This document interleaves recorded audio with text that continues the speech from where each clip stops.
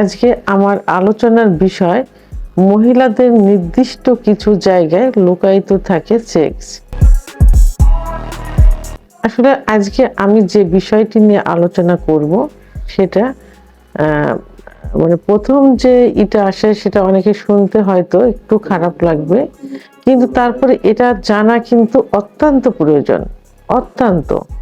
কারণ একটা সংসার কিন্তু টিকে থাকে স্বামী স্ত্রীর মধুর সম্পর্কের মাধ্যমে, কিন্তু সেই সম্পর্কটা যদি না থাকে তাহলে কিন্তু সংসার টেকে না, অনেক সময় সংসার কিন্তু ভেঙে যায়।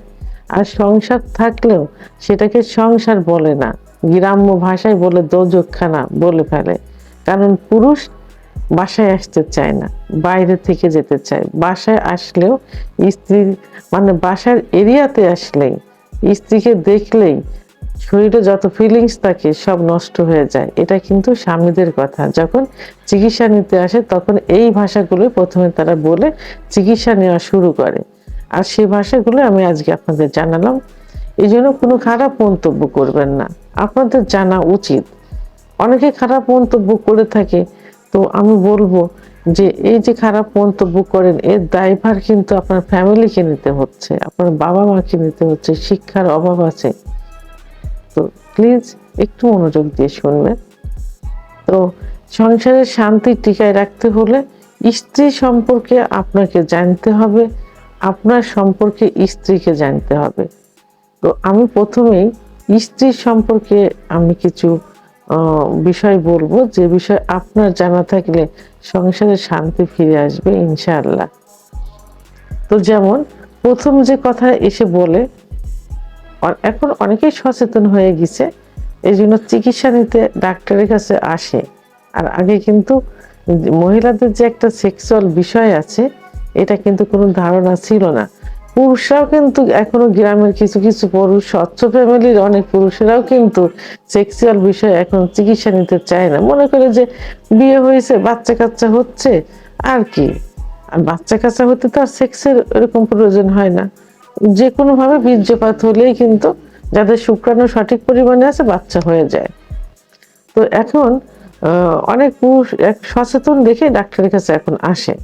তো অনেক পুরুষ বলে থাকে যে আমার স্ত্রীর কাছে গেলে একদমই সুখ পায় না, একটু মাথার কাছে এসে বসেও না, আলাদা বিছানায় থাকে, আমাকে দেখলে দূরে দূরে থাকে। রাত্রে যখন বিছানায় আসে তখন একসঙ্গে ঘুমায় না, হয় আমি আগে ঘুমোই যাব তারপরে সে আসে, অথবা সে আগে যে বাচ্চার কে নিয়ে ঘুমিয়ে পড়ে তারপরে আমি যাই।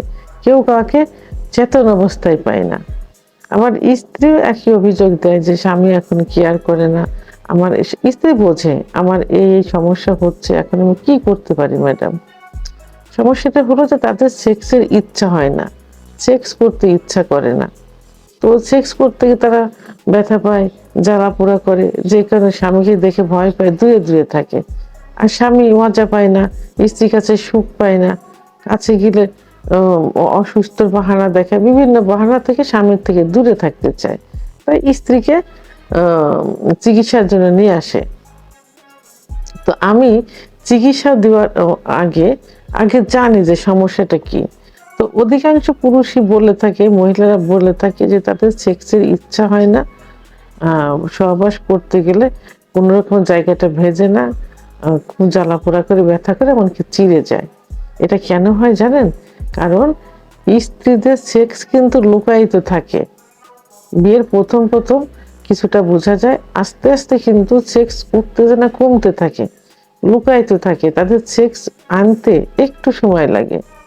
অনেক পুরুষরা জানে না, বেডে গিয়ে সহবাসে লিপ্ত হতে চায়, কিন্তু তারা বোঝে না যে স্ত্রীকে একটু তৈরি করতে হয়, স্ত্রীর ফোরফেলে করতে হয়। এটা সম্পর্কে তাদের ধারণা নেই। আর থাকলেও তাদের ইচ্ছায় যে সঙ্গে সঙ্গে সহবাসে লিপ্ত হয়, এতে কি স্ত্রী সুখ পায়? কখনোই সুখ পায় না। তার কি অর্গাজম হবে? কামড়া আসবে, জায়গাটা ভিজবে? কখনোই আসবে না। এতে স্ত্রীও সুখ পাবে না, আপনিও সুখ পাবেন না। এই জন্য কি করতে হবে? স্ত্রী কিছু কিছু নির্দিষ্ট জায়গা আছে, যে জায়গাটা সম্পর্কে আপনাদের ধারণা থাকলে স্ত্রীকে সহজেই অর্গাজম ঘটানো যাবে।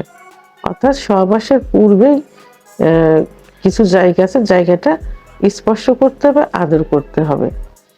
স্ত্রীদের অর্গাজম করতে ফোরফিলের মাধ্যমে প্রথমে দেখা যায় যে 10 থেকে 15 মিনিটের মধ্যে অর্গাজম হয়ে যায় কিছু কিছু মহিলাদের, অর্থাৎ কামরস আছে, সহবাসে গেলে জায়গাটা ভেজে স্ত্রী সুখ অনুভব করে, এটা স্বামীও সুখ অনুভব করে।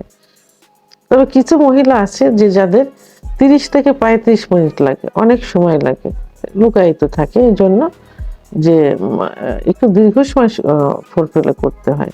মহিলাদের নির্দিষ্ট কিছু জায়গা থাকে, সেই জায়গাগুলো আগে জাস্টিফাই করতে হবে, বুঝতে হবে। তবে হ্যাঁ, এই জায়গাগুলো আমি বলার পূর্বে আপনাদের আগে জাস্টিফাই করা উচিত, বা নিজেরাই আগে দেখা উচিত যে আপনার স্ত্রী কোন কোন জায়গায় স্পর্শ করলে সে নরম হয়, সে লজ্জা পায়, তার ভিতরে মেয়েলি একটা স্বভাব চলে আসে, এইগুলো আগে খুঁজতে হবে।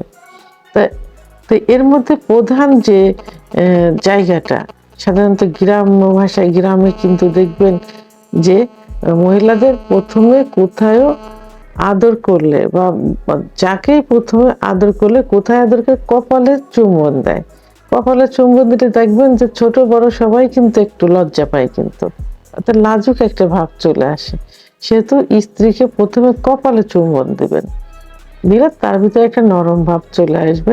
এরপরে কোথায়, 2 কানের লতিতে, এরপরে উভয় পাশের স্তনে স্পর্শ করবেন, এবং স্তনের যে নিপিল থাকে অর্থাৎ বোটা থাকে, বোটায় হাতের স্পর্শ দিবেন এবং একটু একটু চুম্বন দিবেন, তাহলে দেখবেন পরিপূর্ণভাবে তার সেক্স উত্তেজনা আসবে, অর্গাজম হবে।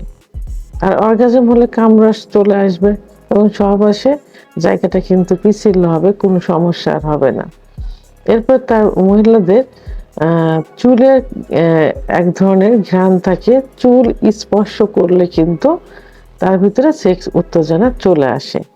তারপর কোমরের দুপাশে হাত দিলে, আলতোভাবে হাত দিলে সেক্স উত্তেজনা আসে। মহিলাদের খুব সেন্সিটিভ একটা জায়গা আছে, যেটা পুরুষরা কিন্তু অহরহ স্পর্শ করে থাকে, ব্যবহার করে থাকে, কিন্তু তাদের ধারণা নেই যে এই জায়গাটা কি, এই জায়গাটার গুরুত্ব কতটুকু। এটা নিয়ে কিন্তু আলাদা ভিডিও আমার করা আছে, আলাদা ভিডিও। তো এটা কোথায় থাকে এর অবস্থান? এর অবস্থান হলো মহিলাদের যে প্রসাবের যে একটা নালী থাকে, ওই নালীর ওখানে শিমের দানার মতো একটা দানা আছে, ওটাকে ক্লাইটোরিস বলে, শিমের দানার মতো। ওই ক্লাইটোরিসে হাত দিলে, ক্লাইটোরিসে পেনিসে অর্থাৎ গোপন পুরুষাঙ্গের স্পর্শ করলে কিন্তু খুব সহজেই কিন্তু অর্গাজম চলে আসে, দ্রুত অর্গাজম সেশন, কামড়া চলে আসে। এটা সব থেকে গুরুত্বপূর্ণ একটা জায়গা, সেন্সিটিভ জায়গা।